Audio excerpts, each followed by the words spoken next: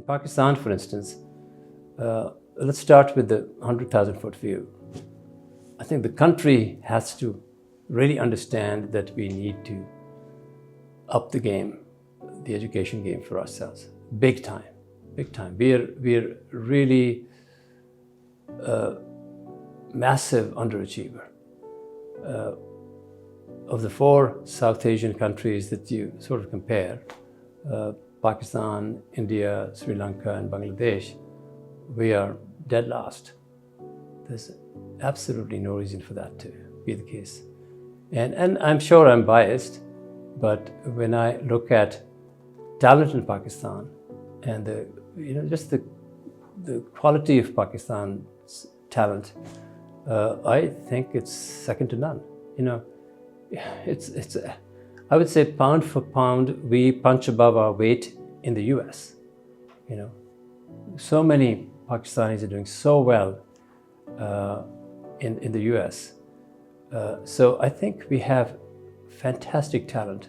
I think the big thing we need to do is to just be able to enable that talent to produce for Pakistan. And that, unfortunately, isn't happening. It's the work of the government, above all, to create that environment. And then beyond that, the political systems and all of these things have to give priority to education in the same fashion. So I think at the 100,000-foot view, making education front and center, understanding that almost all our problems will become smaller if we had more education.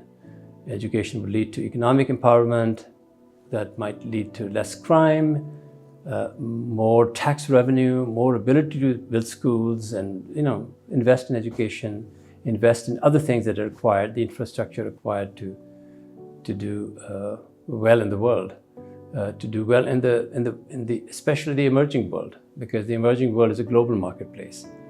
And if you want to use examples down to the 30,000-foot level, India has done a fantastic job of leveraging the global marketplace. In fact, India, frankly, in my view, was a basket case 30 years ago.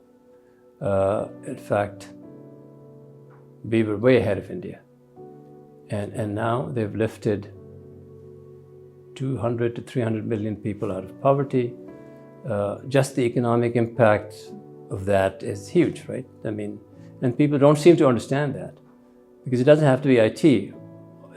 But if